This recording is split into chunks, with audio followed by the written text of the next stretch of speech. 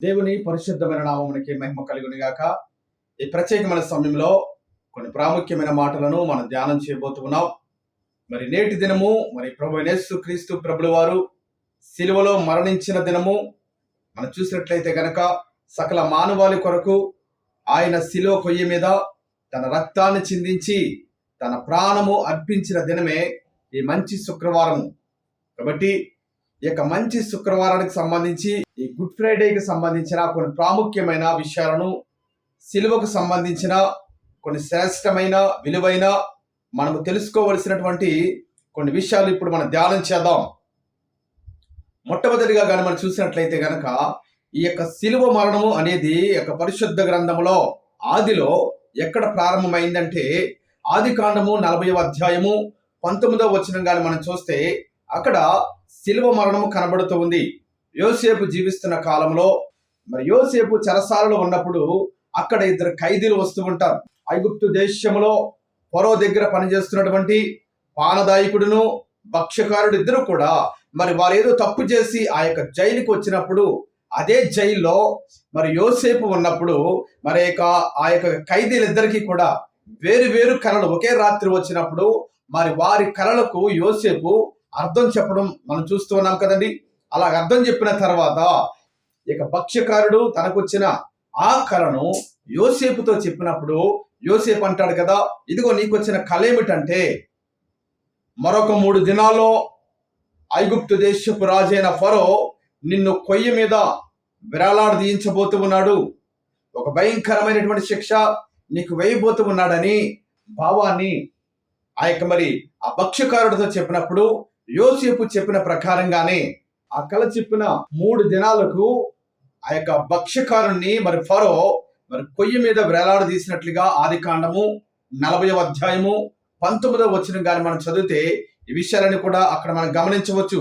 అక్కడ చూసినట్లయితే కనుక కొయ్య మీద ఒక వ్యక్తిని వేలాడదీయటము ఇక్కడ మనం చూస్తూ ఉన్నాం. అంటే ఈ యొక్క సిలువ మరణము అనేది ఆది కాండములోనే ప్రారంభమైనట్లుగా లేఖనాల ద్వారా మనం పరిశీలిస్తూ ఉన్నాం. చూసినట్లయితే కనుక ఈ యొక్క సిలువ మరణము అనేది చాలా భయంకరమైన మరణము. ఈ యొక్క సిలువ మరణాన్ని, ఈ యొక్క భయంకరమైన శిక్షను ఎవరికి వేస్తారంటే ఇదిగో చట్ట వ్యతిరేకంగా ఎవరైతే ప్రవర్తిస్తూ ఉన్నారో వారికి మాత్రమే ఈ శిక్షను వేస్తారు. ఇంకా ఎవరికి వేస్తూ ఉంటారంటే దొంగతనాలు చేసిన వారిని, అత్యాచారాలు చేసిన వారిని, దోపిడీలు చేసిన వారిని, ఆ రాజుకు గాని ఆ యొక్క ప్రభుత్వానికి గాని వ్యతిరేకంగా మాట్లాడే వారిని, దేవదూషణ చేస్తున్న వారిని, వీరందరికీ కూడా ఈ యొక్క సిలువ మరణాన్ని ఆ కాలంలో వేస్తూ ఉండేవారు.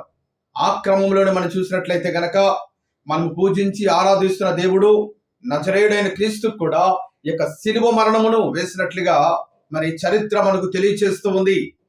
చూసినట్లయితే గనక ఆ యొక్క భయంకరమైన ఆ సిలువ మరణమును నజరేయుడైనటువంటి క్రీస్తు వారు సకల మానవాళి కొరకు ఎంతో ఇష్టముగా ఆ సిలువ మరణమును అనుభవించడానికి, ఆ సిలువలో తన ప్రాణాన్ని అర్పించడానికి ఏమాత్రము కూడా వెనుకాడకుండా ఇదిగో మనసు పూర్తిగా తనకు తానే ఇదిగో బలియాగం చేసినట్లుగా లేఖనాల ద్వారా మనం గమనిస్తూ ఉన్నాం.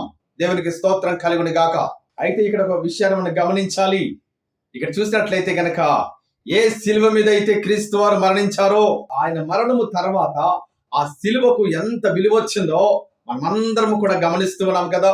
ప్రపంచమంతా కానీ మనం చూసినట్లయితే గనక అనేక చర్చిల మీద అనేక మంది మెడల్లో కూడా యొక్క సిలువలు వేలాడుతూ ఉన్నాయి.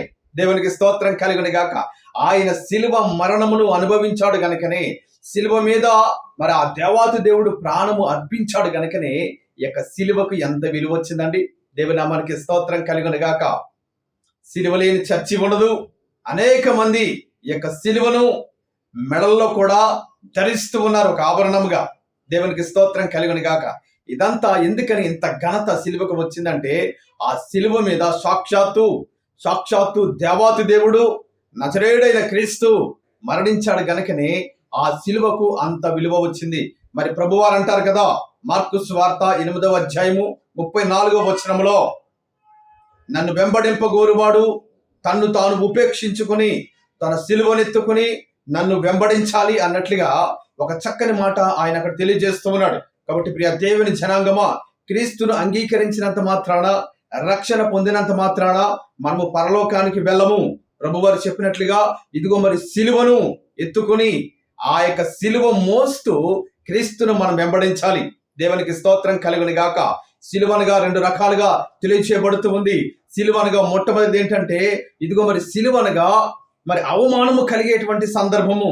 ఇదిగో మనం బైబిల్ పట్టుకుని వెళుతున్నా, సిలువను పట్టుకు వెళుతున్నా, ఈ లోకము మనల్ని ఏం చేస్తూ ఉందంటే అవమానిస్తూ ఉంది, అవహేళనగా చేస్తూ ఉంది, విమర్శిస్తూ ఉంది, నవ్వుకుంటూ ఉంటారు. అయినప్పటికీ కూడా మనము సిలువను విడిచిపెట్టకుండా ఆ సిలువను మనం మోస్తూనే ఆ అవమానాలు, ఆ నిందలు అవన్నీ కూడా మనం భరిస్తూనే మన సిలువను మనము మోసుకుంటూ మరి మన ప్రయాణంలో ముందుకు సాగాలి. దేవునికి స్తోత్రం కలుగును గాక. రెండవదిగా కనుక మనం చూసినట్లయితే కనుక ఈ సిలువనగా భారము, ఈ సిలువనగా శ్రమ, ఈ సిలువనగా కష్టము.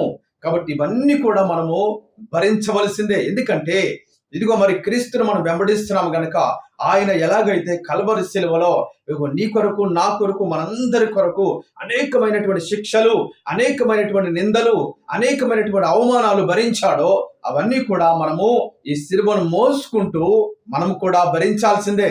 దేవునికి స్తోత్రం కలుగును గాక. ఇది నా మాట కాదు కానీ నజరేయుడైనటువంటి క్రీస్తు వారు సెలవిస్తున్న మాట ఇది. దేవునికి స్తోత్రం కలుగును గాక.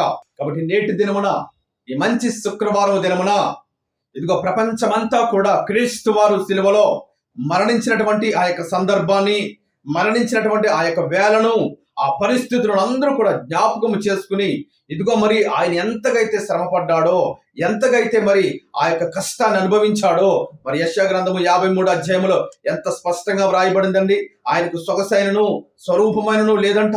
చూసినట్లయితే కనుక తల నుంచి అరుకాల వరకు కూడా విపరీతమైనటువంటి గాయాలు, ఒకటి తక్కువ 39 మరి కొరడా దెబ్బలు కూడా మనందరి కోసము ఆయన మరి భరించాడైన.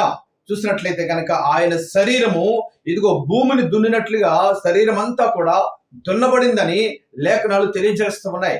ఇంత శ్రమ, ఇంత కష్టము, ఇంత అవమానము ఇదిగో మరి దేవుడు మనందరి కొరకే మరి భరించాడండి. దేవునికి స్తోత్రం కలుగును గాక.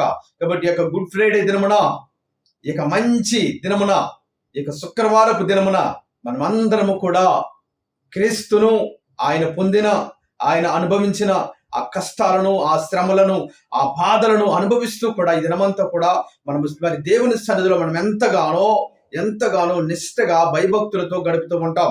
ఈ రోజు మాత్రమే కాదు కానీ, ఈ ఒక్కరోజు మాత్రమే కాదు కానీ మన జీవితాంతము కూడా క్రీస్తు పొందిన శ్రమలను, క్రీస్తు అనుభవించిన కష్టాలను ప్రతిరోజు కూడా మనము జ్ఞాపకము చేసుకోవలసిందే.